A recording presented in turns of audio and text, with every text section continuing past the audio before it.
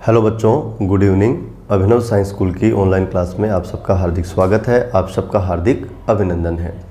प्यारे बच्चों, हम लोग आवेशन की विधियां पढ़ रहे थे और लास्ट लेक्चर में हमने आवेशन की पहली विधि को पढ़ा था, जो आपकी थी घर्षण द्वारा आवेशन। ठीक है बच्चों, और आज हम लोग आवेशन की दूसरी विधि पढ़ेंगे, जिसको हम लोग बोलते हैं चालन द्वारा आवेशन या फिर संपर्क द्वारा आवेशन। तो बच्चों, आज की क्लास स्टार्ट करते हैं। आप लोग पेन कॉपी लेके बैठेंगे, साथ साथ में आप नोट्स बनाएंगे और आज का आप हेडिंग लगा लेंगे नंबर 2 लगा के, चालन या संपर्क द्वारा आवेशन। है ना। पहली विधि क्या थी भाई? है ना, पहली विधि थी घर्षण द्वारा आवेशन। ठीक है, और दूसरी विधि आपकी क्या है? चालन या फिर संपर्क द्वारा आवेशन। बच्चों देखो, जो आपका घर्षण द्वारा आवेशन है ना, उसमें हम दो वस्तु काम में लेते थे, है ना, और दोनों ही वस्तु उदासीन हुआ करती थी। ध्यान देना इस बात पे, दोनों ही वस्तु उदासीन हुआ करती थी। पहली भी उदासीन और दूसरी भी उदासीन, है ना। आपस में रगड़ते थे तो पहली पर भी चार्ज आ जाता था और दूसरी पर भी चार्ज आ जाता था। बच्चों, जो चालन द्वारा आवेशन है ना, इसमें भी हम दो वस्तु लेंगे, है ना, लेकिन दोनों में से एक वस्तु पहले से आवेशित होगी। ध्यान देंगे, एक वस्तु पहले से आवेशित होगी, है ना, और दूसरी वस्तु उदासीन होगी, है ना। और ये जो नया विधि है जिसको हमने चालन द्वारा आवेशन बोला है, इसमें हमें वो जो दूसरी उदासीन वस्तु हमने ली है उसको आवेशित करना है, यानी उससे या तो हमें इलेक्ट्रॉन निकालने हैं या फिर हमें उसमें इलेक्ट्रॉन ऐड करनी है। दोबारा सुनो बच्चों, चालन द्वारा आवेशन में भी हम दो वस्तु लेंगे, है ना। एक हम उदासीन वस्तु लेंगे, है ना, और एक हम पहले से आवेशित वस्तु लेंगे, है ना। और आप देखोगे कि जो हमने उदासीन वस्तु लिया है इस विधि में, उस पर भी आवेश आ जाएगा, यानी उसका भी आवेशन हो जाएगा। ठीक, तो बच्चों सबसे पहले इसका स्टेटमेंट लिखते हैं। स्टेटमेंट क्या है देखिए, स्टेटमेंट लिखेंगे, जब एक आवेशित चालक वस्तु को,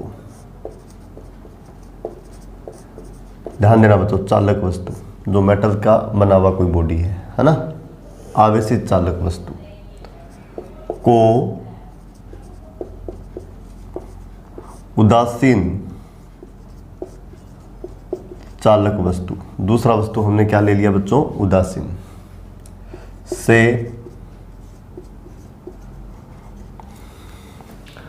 टच करवाते हैं, यानी इन दोनों का आपस में क्या करवाएंगे? संपर्क करवाएंगे। टच करवाते हैं, या तो टच करवा दो या फिर बच्चों दोनों वस्तुओं को आप किसी पतले तार से जोड़ दो, है ना। तो यहां मैं लिख रहा हूं या तार से जोड़ते हैं, मेटल का बना हुआ वायर, या तार से जोड़ते हैं, है ना। क्या लिखा आपने? आपके पास क्या है बच्चों? एक आवेशित चालक वस्तु, ठीक है, और एक आपके पास क्या है? उदासीन चालक वस्तु, और दोनों को आपने क्या किया बच्चों? टच करवा दिया, है ना। तो टच करवाते हैं तो क्या होगा? तो क्या होगा बच्चों? जो आपका आवेशित चालक वस्तु है ना, आवेशित चालक वस्तु, उसका जो कुछ आवेश है, उसका जो कुछ आवेश है वो चालन के द्वारा, यानी प्रवाह के द्वारा उदासीन वस्तु पर पहुंच जाएगा। उदासीन वस्तु पर पहुंच जाता है, और उदासीन वस्तु पे चार्ज आ गया तो वो क्या हो जाएगी? आवेशित, जिससे उदासीन वस्तु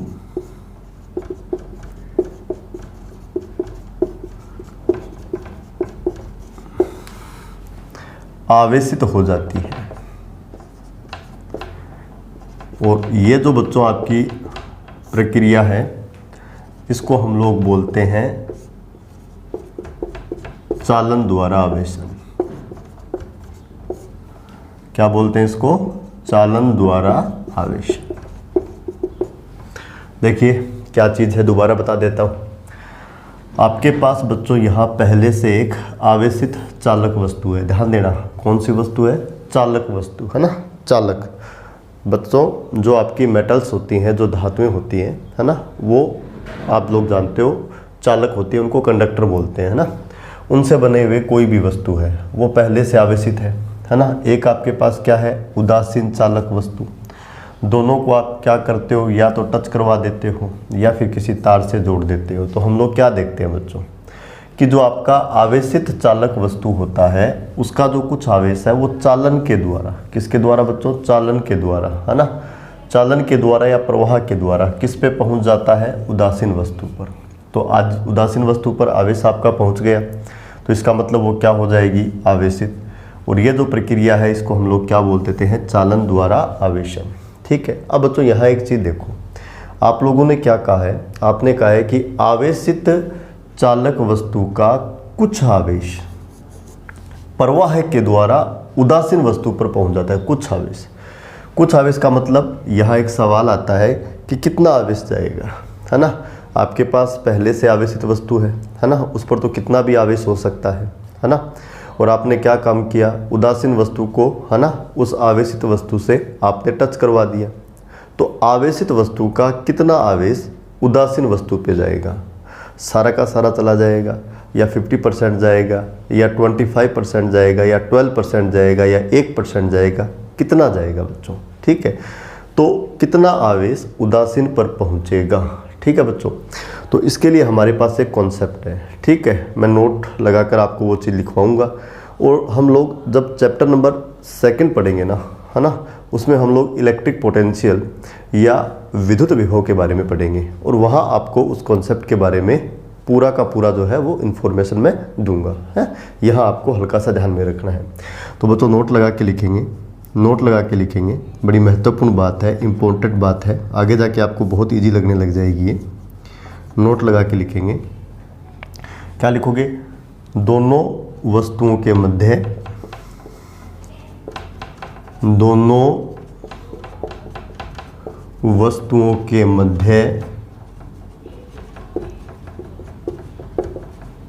आवेशों का प्रवाह है तब तक होगा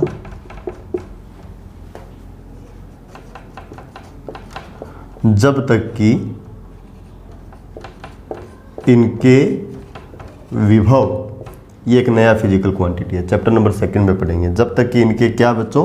विभव एक समान न हो जाए,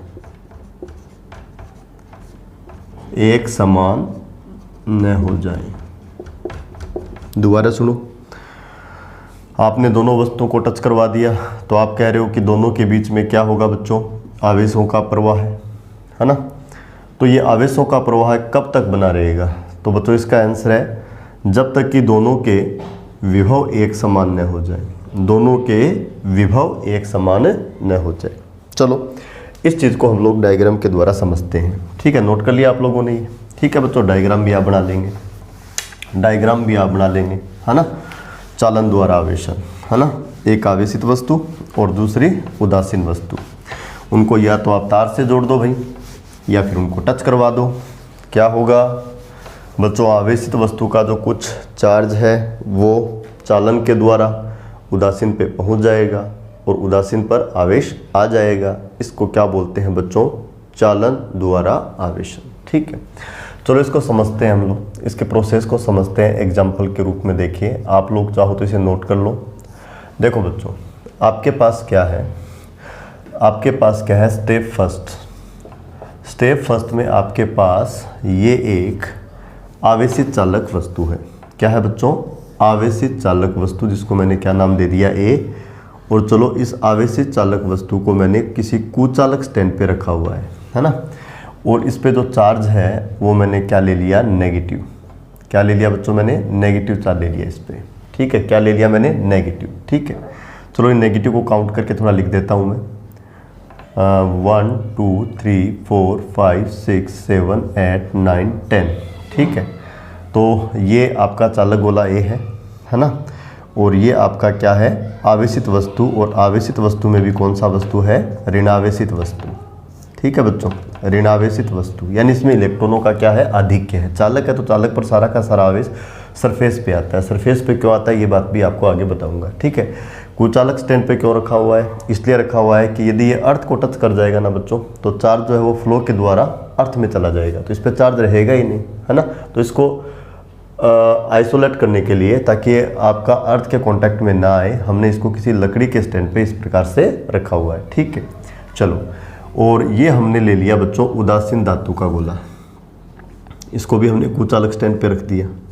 किस पे रख दिया बच्चों, कुचालक स्टैंड पे। बी, ये क्या है, उदासीन धातु का गोला या उदासीन वस्तु। उदासीन वस्तु, ये है बच्चों आपका स्टेप नंबर फर्स्ट। क्या है ये बच्चों, आपका स्टेप नंबर फर्स्ट, ओके।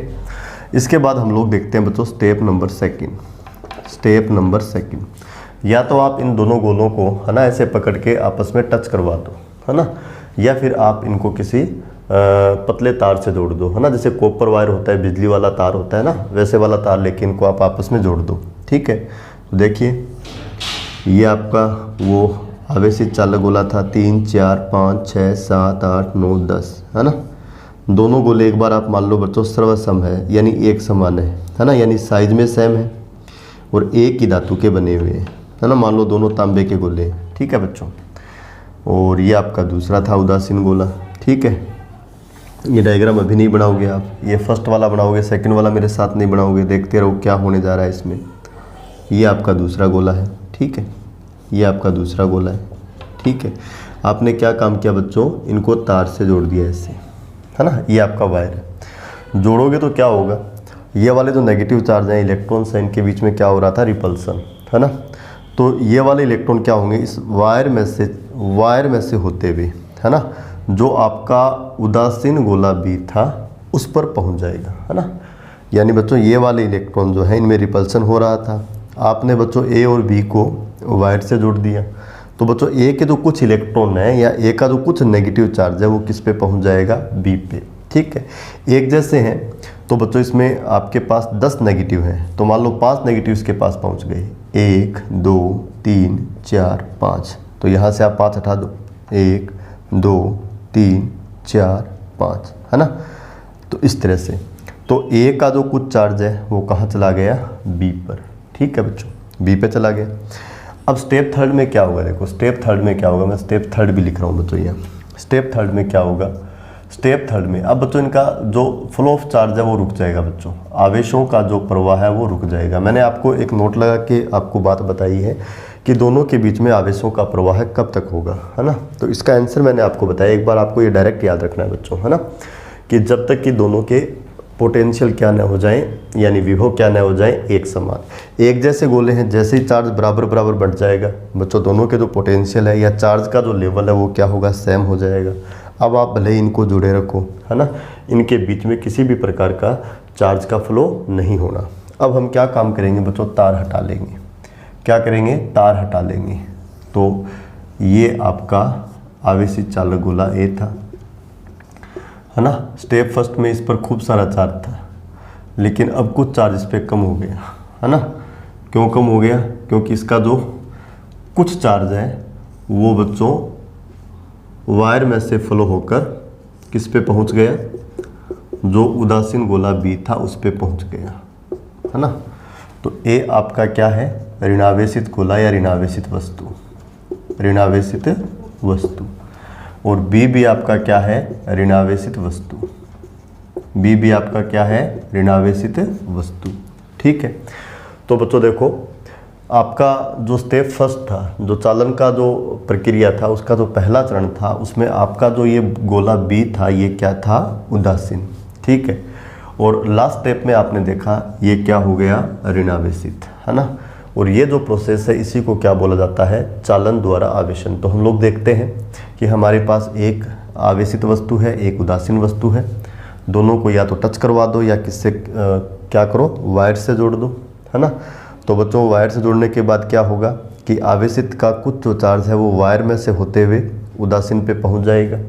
उसके बाद आप भले ही वायर को हटा लो, ठीक है, वायर को हटा लो, तो जो आपका भी उदासीन हुआ करता था उस पे बोलो आपका क्या आ जाएगा बच्चों, ऋणावेश, यानी वो क्या हो जाएगी, आवेशित। यहाँ वास्तव में वस्तु बी ने इलेक्ट्रॉन ग्रहण किए हैं, है ना। इसके पास देखो बच्चों 10 नेगेटिव चार्ज थे, मान लो 10 इलेक्ट्रॉन इसके पास एक्स्ट्रा थे।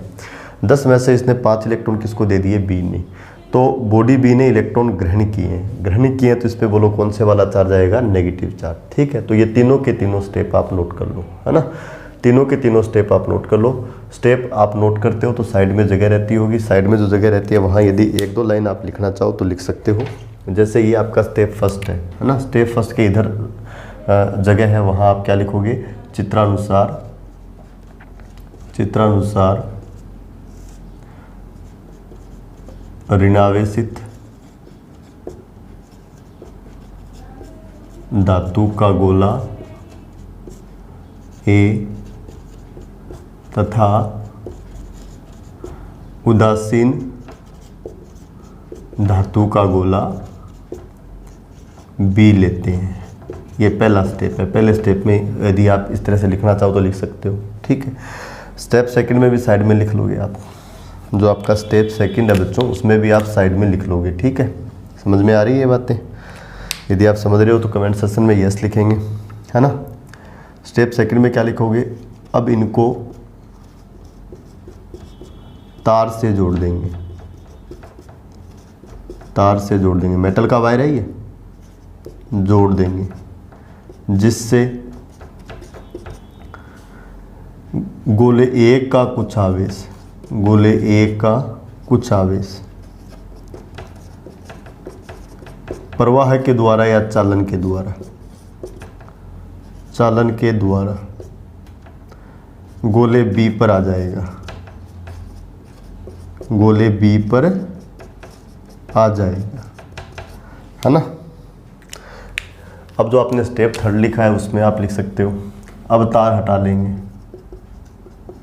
अब तार हटा देंगे, गोला बी ऋणावेशित हो जाता है,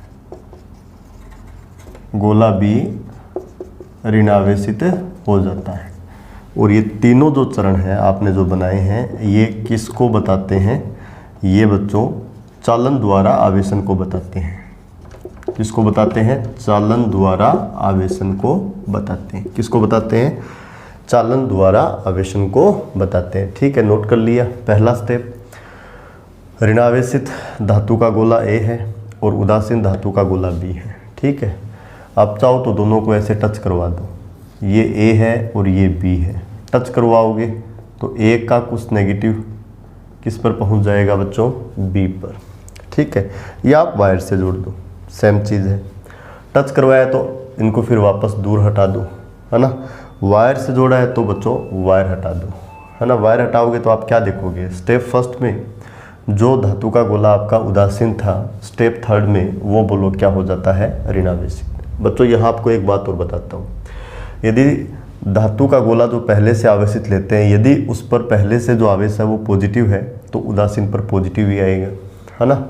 और यदि जो आपका गोला ए है उस पर यदि नेगेटिव है तो जो आपका उदासीन गोला है उस पर नेगेटिव आएगा। पॉजिटिव है तो पॉजिटिव आएगा और नेगेटिव है तो नेगेटिव आएगा, यानी समान प्रकृति के आवेश से आवेशित होगा, समान प्रकृति के आवेश से आवेशित होगा।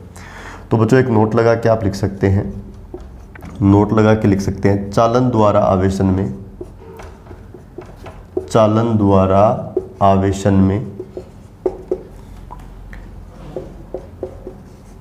उदासीन वस्तु पर समान प्रकृति का आवेश, समान प्रकृति का आवेश, कोष्टक में लिख दो, जिस प्रकृति का आवेश, जिस प्रकृति का आवेश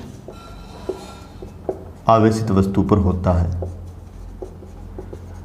आवेशित वस्तु पर होता है। पॉजिटिव है तो पॉजिटिव आएगा और नेगेटिव है तो नेगेटिव आएगा। समान प्रकृति का आवेश उत्पन्न होता है या आता है, समान प्रकृति का आवेश आता है। बच्चों यदि आपका जो आवेशित वस्तु ए है उस पर यदि पॉजिटिव है ना तो बी पर पॉजिटिव आएगा, यदि ए पर नेगेटिव है तो बी पर क्या आएगा, नेगेटिव, है ना। यहाँ आप देखो ए पर आपने क्या लिया था, नेगेटिव चार्ज, तो जो उदासीन वस्तु बी है स्टेप थर्ड में आप देख लो उस पर क्या आया है, नेगेटिव। और यदि इस पे पॉजिटिव है तो इस पे बोलो क्या आएगा, पॉजिटिव। ठीक है, चलो बच्चों, ये चालन क्यों होता है ना। गोले ए का जो चार्ज है वो गोले बी पर क्यों पहुंचता है, एक नंबर बात। और कब तक पहुंचता रहेगा, मैंने बता दिया, जब तक कि उनके विभव क्या न हो जाए एक समान। ठीक है, अभी आप विभव के बारे में नहीं जानते। ठीक है, फिर भी इस बात को समझने के लिए हम एक सरल उदाहरण को काम में लेते हैं। ठीक है, उससे आप अच्छे से समझ जाओगे बच्चों। आपने क्या कहा है, आपने कहा है बच्चों कि दोनों के बीच आवेशों का प्रवाह तब तक होता रहेगा जब तक कि उनके विभव एक समान न हो जाए। तो बच्चों इसको समझते हैं हम लोग, एक सरल उदाहरण से समझते हैं। बच्चों आपके पास देखो बच्चों, 2 पानी के टैंक हैं, है ना। ये आपका है टैंक फर्स्ट, ओके बच्चों, टैंक फर्स्ट। और ये टैंक फर्स्ट जो हमारा आवेशित धातु का गोला ए है, इसकी तरह काम करेगा। जैसे ए पर आपने क्या दिया हुआ है, आवेश, है ना। वैसे ही जो बच्चों आपका टैंक फर्स्ट है, जो आपका टैंक फर्स्ट है, उस टैंक को आपने पानी से इस तरह से भरा हुआ है। ठीक है, पानी से इस तरह से भरा हुआ है। बच्चों जब आप टैंक में पानी डालोगे ना, तो बच्चों इसमें जो पानी का जो लेवल है, पानी का जो स्तर है, या जो जल स्तंभ की ऊंचाई है वो बढ़ेगी, और जल स्तंभ की जो ऊंचाई है उसको मैं बोल सकता हूँ इसका जल विभव, है ना। तो ये जो जल स्तंभ की ऊंचाई है या ये जो स्तर है, ये जितना ऊंचा होगा हम बोलेंगे कि जल विभव का मान उतना ही ज़्यादा है, या जितना डाउन होगा हम बोलेंगे जल विभव का मान उतना ही कम है। जैसे टैंक में पानी डालने पर जल स्तर की ऊंचाई यानी जल विभव बढ़ता है, वैसे ही बच्चों किसी भी वस्तु को आप चार्ज देते हो तो चार्ज देने के कारण उसमें क्या बढ़ता है, विद्युत विभव। क्या बढ़ता है, विद्युत विभव। आप इस तरह समझोगे, है ना। ओके, जैसे आपके पास ये आवेशित धातु का गोला था, इसमें आपके पास आवेश था, वैसे ये आपके पास पानी का टैंक है जिसमें आवेश के स्थान पे क्या है बच्चों, पानी। ठीक है, इसके पास रखा हुआ है कोई दूसरा टैंक, और ये जो टैंक है, टैंक सेकंड जो है वो आपका खाली है, और ये काम करेगा आपका दूसरे गोले के तरह। दूसरा गोला इस पे चार्ज नहीं है, खाली है, वैसे ये भी क्या है, खाली है। ठीक है, तो टैंक फर्स्ट में पानी है और टैंक सेकंड आपका खाली है। ए पर चार्ज है और बी आपका खाली है, बी पर चार्ज नहीं है। अब आपने इन दोनों को क्या काम किया, वायर से जोड़ा। वायर से जोड़ा तो बच्चों मैं इन दोनों को भी वायर से जोड़ देता हूँ। तो मैंने क्या काम किया, देखो मैंने बच्चों इन दोनों को एक पाइप से जोड़ दिया। मैंने बच्चों इन दोनों को एक पाइप से जोड़ दिया। ठीक है, तो ये तो आप जानते हो, जैसे ही पाइप से जोड़ूंगा बच्चों, है ना, तो टैंक ए का जो पानी है वो पाइप में से होते हुए टैंक बी में जाएगा। कॉमन सेंस की बात है, ये पानी देखो बच्चों ऐसे ऐसे फ्लो करेगा, इसमें ऐसे ऐसे फ्लो करेगा, ऐसे ऐसे फ्लो करेगा, है ना। जैसे तार में आपका चार्ज चलकर किस पर पहुंचता है, बी पर, वैसे ही बच्चों टैंक फर्स्ट का जो पानी है वो पाइप में से होते हुए किस में पहुंचेगा, टैंक सेकंड में। अब एक चीज़ देखो बच्चों, टैंक फर्स्ट का पानी जब टैंक सेकंड में जा रहा है तो नो डाउट इसमें पानी की मात्रा कम होगी, है ना। जैसे ए का चार्ज, है ना, बी पर जा रहा था, तो ए पर जो चार्ज है वो देखो कम हो रहा था, और बी जिस पे चार्ज नहीं था, है ना, उसमें देखो चार्ज बढ़ रहा था। ठीक है, तो वैसे ही इसमें तो पानी कम होना है और इसमें आपका पानी बढ़ना है। एक नंबर बात। 2 नंबर बात, यहाँ मैं आपसे एक सवाल पूछूं कि टैंक सेकंड में पानी कब तक पहुँचता रहेगा। क्या ये टैंक एकदम से खाली हो जाएगा, पहले वाला सारा का सारा पानी टैंक सेकंड में पहुंच जाएगा, या इसका 50% जाएगा, या 30% जाएगा, या कितना जाएगा। तो बच्चों इसका आंसर ध्यान से सुनना। टैंक फर्स्ट का पानी जब टैंक सेकंड में जा रहा है तो टैंक फर्स्ट में जो जल का स्तर है या जो लेवल है वो गिरेगा, और टैंक सेकंड में जल का जो स्तर है या जो लेवल है वो उठेगा या बढ़ेगा, है ना। टैंक फर्स्ट में तो गिरेगा और टैंक सेकंड में बढ़ेगा। तो बच्चों एक कंडीशन ऐसी आएगी कि टैंक फर्स्ट में जो वाटर का लेवल है, टैंक फर्स्ट में जो वाटर का लेवल है और टैंक सेकंड में जो वाटर का लेवल है वो जो है वो क्या हो जाएंगे, बराबर। और जैसे ही बराबर हो जाएंगे फ्लो ऑफ वाटर बंद हो जाएगा, पानी का प्रवाह है बंद हो जाएगा। देखिए बच्चों क्या होगा, टैंक फर्स्ट का पानी टैंक सेकंड में जा रहा है तो इसमें वाटर लेवल अप हो रहा है, इसमें वाटर लेवल डाउन हो रहा है। एक ऐसा कंडीशन आएगा बच्चों, एक ऐसा कंडीशन आएगा बच्चों कि इसका लेवल गिरते गिरते और इसका लेवल अप होते होते, इसका लेवल अप होते होते, इसका लेवल अप होते होते ये हो जाएगा, इसका गिरते गिरते ये हो जाएगा। और दोनों टैंक में जो ये वाटर लेवल है, दोनों टैंक में जो ये वाटर लेवल है ये आपके एकदम से बराबर हो जाएंगे। और जैसे ही बच्चों वाटर लेवल बराबर हो जाएगा, है ना, तो पानी का जो फ्लो है, पानी का जो प्रवाह है वो क्या होगा, बंद हो जाएगा। वाटर लेवल बराबर हो गए, इसका मतलब क्या बराबर हो गए बच्चों, जल विभव। तो दोनों टैंक के बीच में पानी का प्रवाह कब तक होगा, जब तक कि दोनों के विभव क्या न हो जाएं, एक समान। और एक समान जैसे हो जाएंगे, जल स्तर की ऊंचाई दोनों टैंक में एक समान जैसे ही हो जाएगी, पानी का प्रवाह एकदम से रुक जाएगा, अब पानी फ्लो नहीं होगा। तो आपने क्या देखा बच्चों, इस प्रोसेस में जो टैंक सेकंड खाली हुआ करता था उसमें भी देखो कुछ पानी आ गया, यानी कुछ आवेश आ गया। क्या आ गया बच्चों, कुछ आवेश आ गया। ये आवेश किसने दिया है, तो आंसर टैंक फर्स्ट ने दिया है। टैंक फर्स्ट का कुछ आवेश यानी कुछ पानी पाइप में से होते हुए किस में पहुंच गया, टैंक सेकंड में। ठीक ऐसे ही जैसे ही आपने इन दोनों को वायर से जोड़ा तो बच्चों इसका जो कुछ नेगेटिव चार्ज है वो फ्लो के द्वारा किस पे पहुंच गया, बी में पहुंच गया।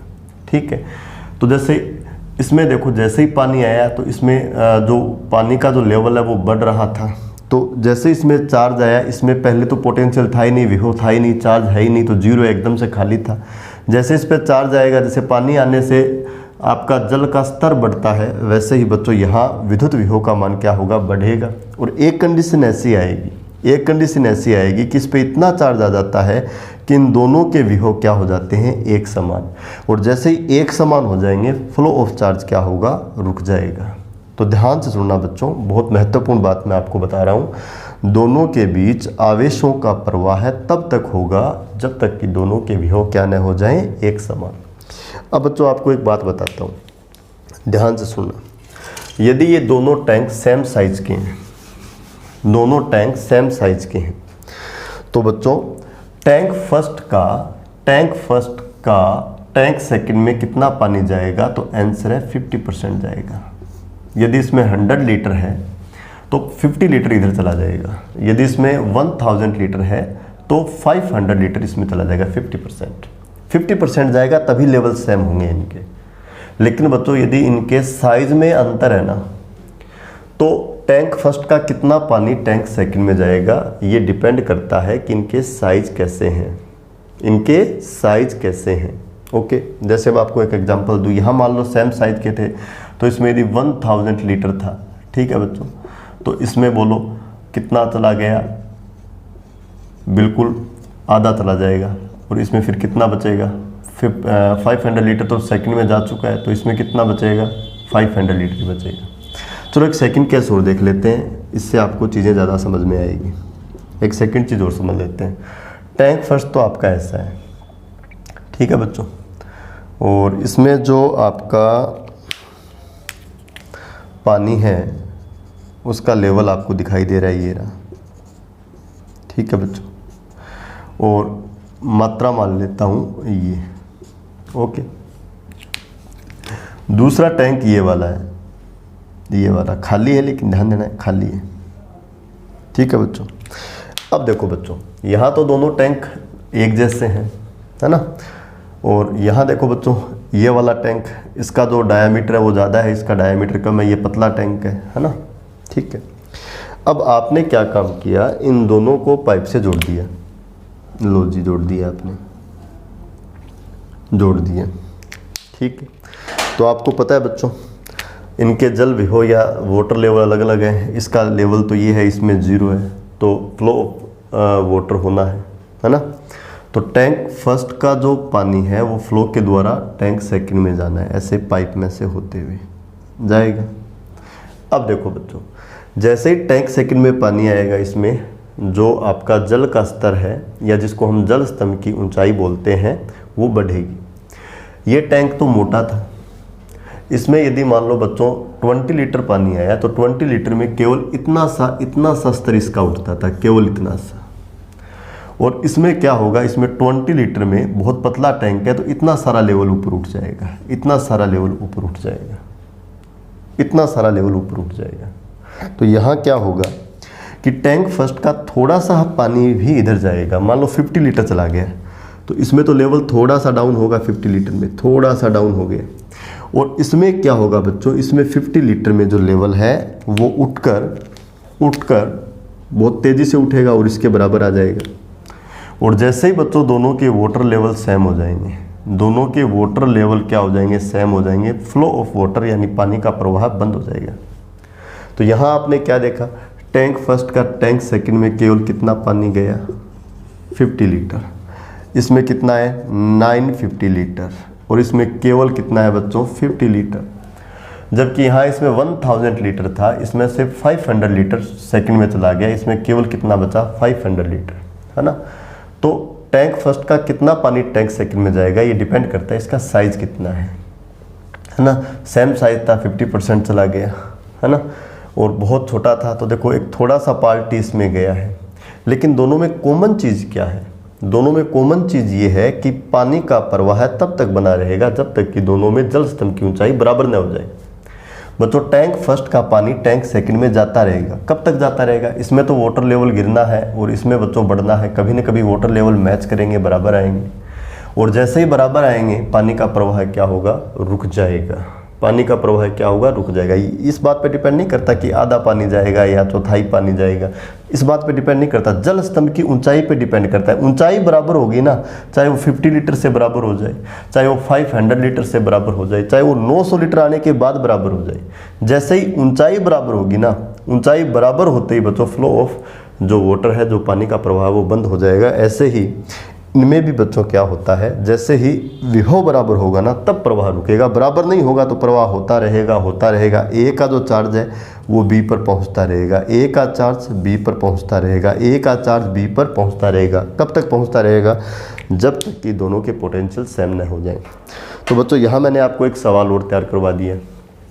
क्या सवाल तैयार करवा दिया बताओ, मैंने आपको ये सवाल तैयार करवा दिया। आपको पता लग गया कि एक आपके पास आवेशित वस्तु है ना, और एक आपके पास उदासीन वस्तु है, दोनों को आप टच करवा दो, है ना। तो दोनों के बीच में फ्लो ऑफ चार्ज जो है वो कब तक बना रहेगा, तो बच्चों आपका आंसर होगा जब तक कि उनके पोटेंशियल यानी उनके विभव क्या न हो जाए एक समान। ठीक है, तो ये क्या था भाई,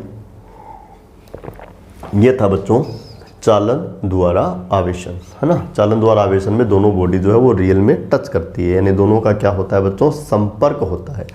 और संपर्क के कारण जो न्यूट्रल बॉडी होता है उस पर चार्ज पहुंच जाता है।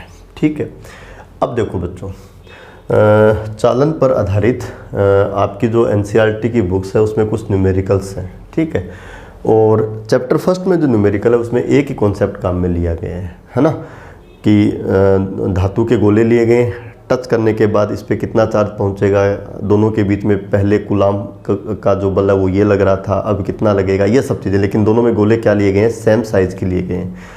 और सेम देखो साइज़ अलग अलग होगी तो कितना आवेशित का कितना चार्ज उदासीन पे जाएगा, है ना, ये तो साइज़ पे डिपेंड करेगा। लेकिन ये चीज़ें हम चैप्टर नंबर 2 में सीखेंगे, है ना। आपको किसी भी साइज़ का उदासीन गोला दे दे और किसी भी साइज़ का आवेशित गोला दे दे तो आप चैप्टर नंबर 2 पढ़ने के बाद बता दोगे भाई इतना चार्ज जाएगा, इतना चार्ज जाएगा, इतना चार्ज जाएगा, है ना।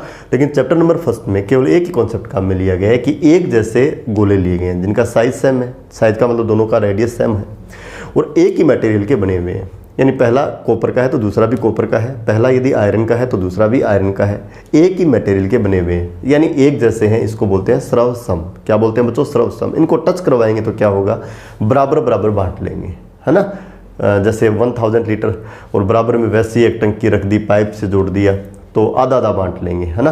500 लीटर वो पास वाली टंकी को दे देगा और 500 अपने पास रखेगा। 1000 था उसके पास, बराबर बराबर बांट लेंगे, 500 कर लेंगे, है ना। तो इस पर आधारित जो आंकिक प्रश्न है वो आपके चैप्टर नंबर 1 में। तो मैं ये स्पेशल केस लगा के आपको बता देता हूँ, वेरी स्पेशल पॉइंट लिख के बता देता हूँ। वेरी स्पेशल पॉइंट लिख के बता देता हूँ, वेरी स्पेशल पॉइंट लिख के बता देता हूँ, फॉर न्यूमेरिकल, ओके। तो बच्चों लिखिए, यदि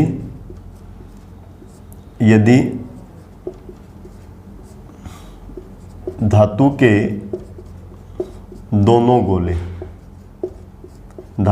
दोनों गोले स्रवसम है, इसका मतलब क्या है बच्चों, साइज सेम है तथा धातु सेम है, मेटल सेम है। स्रवसम का यदि धातु के दोनों गोले स्रवसम है तो इनको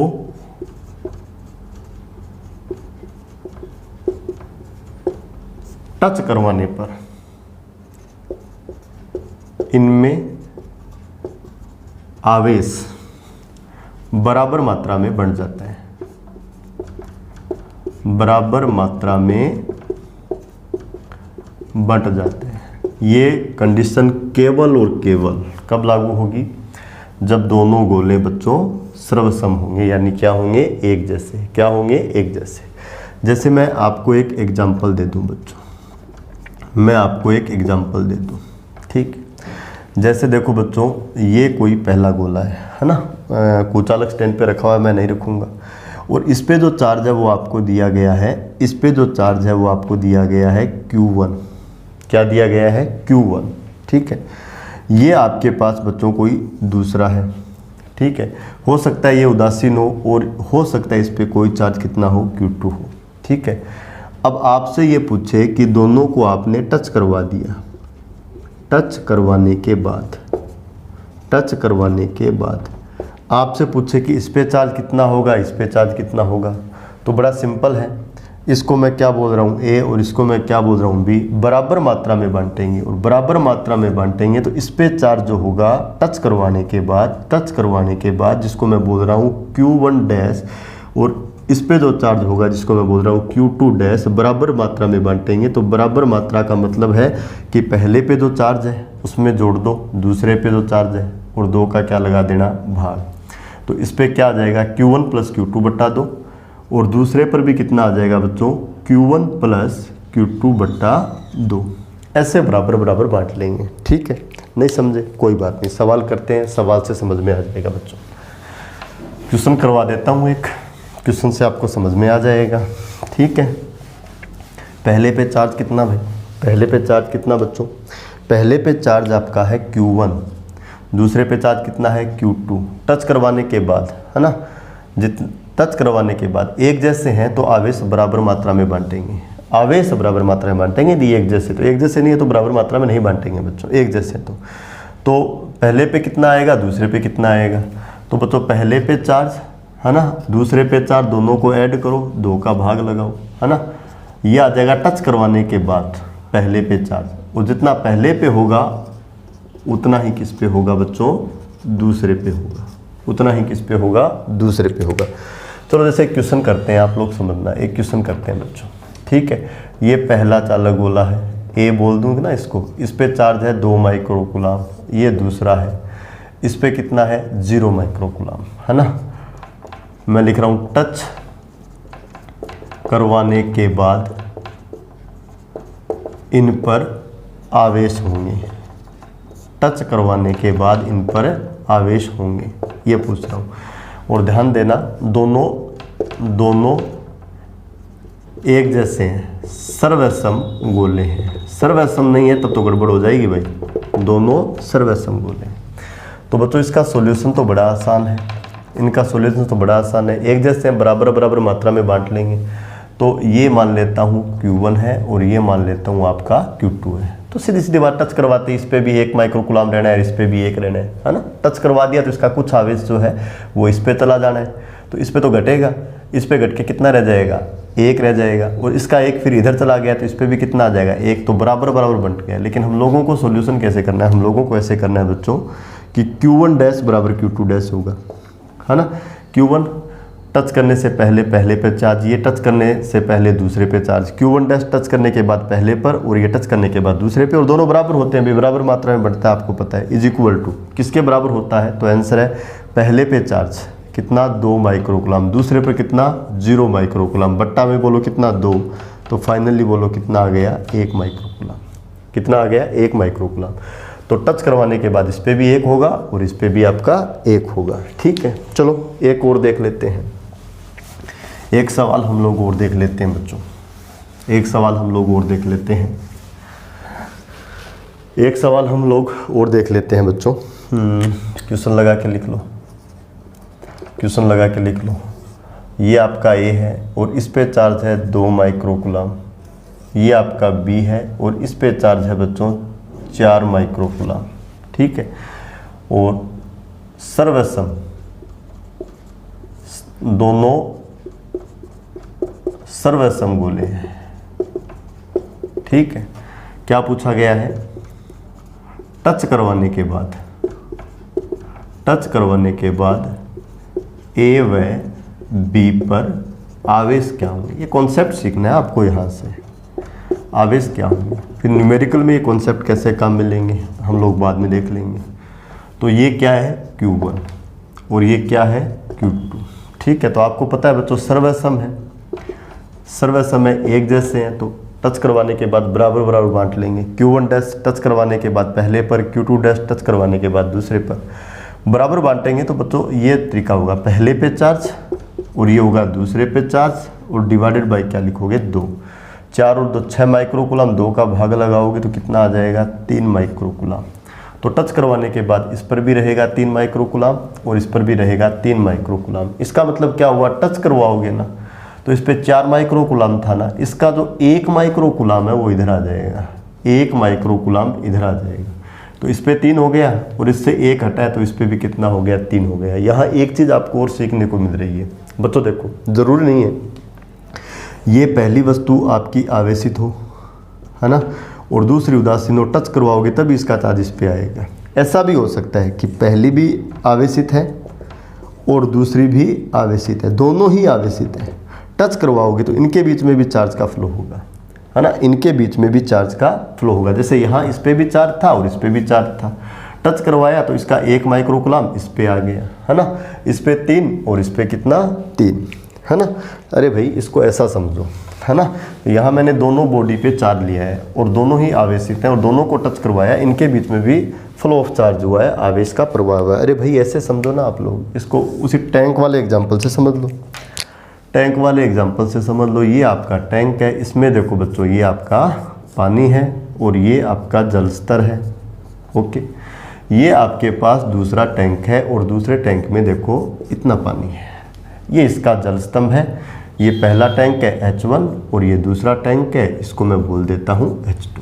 ठीक है, तो देखो पहला गोला भी आवेशित है 4 माइक्रोकुलाम, सॉरी ये गोला भी आवेशित है, ठीक है, इसको बोल देता हूँ 4 माइक्रोकुलाम, जिस पे चार्ज बड़ा है उसको एक बार बड़ा दिखा देता हूँ। और इस पे कितना है बच्चों 2 माइक्रोकुलाम, इस पे भी चार्ज है, ये पूरी तरह से खाली नहीं है। पाइप से जोड़ोगे तो आपको पता है बच्चों फर्स्ट का कुछ पानी पाइप में से होते हुए किस में पहुँचेगा, सेकंड में, तो इसका लेवल गिरेगा और इसका उठेगा, है ना। इसका मतलब आवेशित और आवेशित को भी यदि आप टच करोगे ना तो इनके बीच में भी फ्लो ऑफ चार्ज होगा। और कब तक होगा, जब तक कि दोनों के जल स्तंभ की ऊंचाई, यानी बच्चों इसको हम लोग क्या बोलते हैं, विभव के मान, क्या बोलते हैं, विभव के मान क्या न हो जाएंगे, एक समान न हो जाए, एक समान न हो जाए। तो बच्चों यहाँ आपको सीख कर जाना है एक बार, क्या सीख के जाओगे कि 2 बॉडी हैं जिन पे या तो दोनों पे चार्ज है या फिर एक पे चार्ज है और एक पे नहीं है। टच करवाओगे या तार से जोड़ोगे तो दोनों के बीच में क्या होगा बच्चों, आवेशों का प्रवाह होगा। कब तक होगा, जब तक कि दोनों के विभव क्या ना हो जाए, एक समान। दूसरी चीज़ आपको ये सीखनी है कि आवेशों का जो प्रवाह है उसके कारण एक से दूसरे पर कितना भी चार्ज ट्रांसफ़र हो सकता है, 25% हो सकता है, 10% हो सकता है, 5% हो सकता है। लेकिन यदि दोनों गोले साइज में सेम है और उनका मटेरियल यदि सेम है, उस केस में चार्ज बराबर बराबर बंटेगा, अदरवाइज इसकी कोई गारंटी नहीं है। ओके, चलो इस पर हम एक सवाल और देख लेते हैं बच्चों, एक सवाल और देख लेते हैं। ये ए दिखाया गया है, इस पे जो चार्ज है वो आपका है 6 माइक्रोकूलम, और ये आपको बी दिखाया गया है, इस पे चार्ज है -2 माइक्रोकूलम। ओके, इस पे 6 माइक्रोकूलम, इस पे -2 माइक्रोकूलम। ठीक है, दोनों गोले सर्वसम है, दोनों गोले, सब चीज़ें नोट करनी है आपको, दोनों गोले सर्वसम है यानी एक जैसे हैं, है ना। टच करवाने के बाद, टच करवाने के बाद ए तथा बी पर आवेश क्या होंगे? टच करवाने के बाद ए तथा बी पर आवेश क्या होंगे? सर्वसम है तभी इस प्रकार का सॉल्यूशन दे सकते हैं। तो इस पे क्या था Q1 और इस पे क्या था Q2, दोनों ही चार्ज है, एक पर तो है पॉजिटिव चार्ज और एक पर आपका है नेगेटिव चार्ज। तो टच करवाने के बाद पहले पर ये हो गया, दूसरे पे ये हो गया, बराबर मात्रा में बांटेंगे तो बराबर होगा चार्ज। किसके इक्वल होता है? पहले पे चार्ज लो बच्चों प्लस, दूसरे पे चार्ज माइनस है तो माइनस के चिन्ह के साथ लिखो, डिवाइडेड बाय क्या लिखोगे 2। 6 में -2 जोड़ोगे कितना आएगा 4, 4 में 2 का भाग लगाओगे कितना आएगा 2 माइक्रोकूलम। तो टच करवाने के बाद आफ्टर टचिंग या यहाँ लिख देता हूँ टच करवाने के बाद, यदि डायग्राम के हिसाब से मैं बताऊँ तो क्या हो जाएगा, ये आपका ए है और ये आपका बी है। तो इस पे चार्ज कितना आ जाएगा बच्चों, इस पे कितना था 6 माइक्रोकूलम, तो कितना आ जाएगा 2 माइक्रोकूलम, और बी पर भी कितना आ जाएगा 2 माइक्रोकूलम, पहले कितना था -2 माइक्रोकूलम। इसका मतलब इसके पास 6 था, 6 में से 2 देखो इसको ट्रांसफ़र हो गया, 2 ट्रांसफ़र इसको हो गया, है ना, सॉरी 2 क्या 4 इस पे ट्रांसफ़र हो गया, तो 4 चला गया, तो यहाँ 6 में से 4 चला गया, बोलो कितना बचा 2। अब 4 इसके पास आ गया तो -2 पहले से था, 4 और आ गया, 4 और -2 को जोड़ोगे तो इस पे बोलो कितना बचेगा 2 माइक्रोकूलम। तो इस पे भी कितना आ गया 2 माइक्रोकूलम और इस पे भी कितना आ गया 2 माइक्रोकूलम। ठीक है, तो ये क्या था बच्चों, चालन द्वारा आवेशन। यानी बच्चों यदि किसी बॉडी में इलेक्ट्रॉन ऐड करने हैं या इलेक्ट्रॉन हमें रिमूव करने हैं, तो ऐड या रिमूव करने की हमारे पास ये दूसरी विधि भी है ना। जैसे हमने बॉडी ए ली थी जिस पे नेगेटिव चार्ज था, यानी इलेक्ट्रॉनों का आधिक्य था, एक्सेस ऑफ इलेक्ट्रॉन्स थे। हमने क्या किया, एक न्यूट्रल बॉडी ले ली, टच कर दी, है ना, और बॉडी ए पे जो एक्सेस ऑफ इलेक्ट्रॉन थे, जो इलेक्ट्रॉनों का आधिक्य था, उसमें से कुछ इलेक्ट्रॉन हमने किसको दे दिए, बॉडी बी को। तो बॉडी बी ने यहाँ इलेक्ट्रॉन ग्रहण किया है बच्चों, है ना। और आवेशन का मतलब है कि बॉडी को इलेक्ट्रॉन ग्रहण कराने की विधि या बॉडी से इलेक्ट्रॉन निकालने की विधि। तो यहाँ भी आप देख रहे हो कि हम चालन के इस प्रोसेस से भी, जो घर्षण से बिल्कुल अलग है, हमने बॉडी को रब नहीं किया, है ना, हमने केवल बॉडी को टच किया है। और एक आवेशित है और दूसरी आपकी क्या है, उदासीन है ना। तो आवेशित का जो कुछ चार्ज है वो चालन के द्वारा, फ्लो के द्वारा, प्रवाह के द्वारा किस पे पहुंच जाता है, उदासीन पे। ठीक है बच्चों, तो देखिए आज की क्लास को हम लोग यहीं पूरा करेंगे।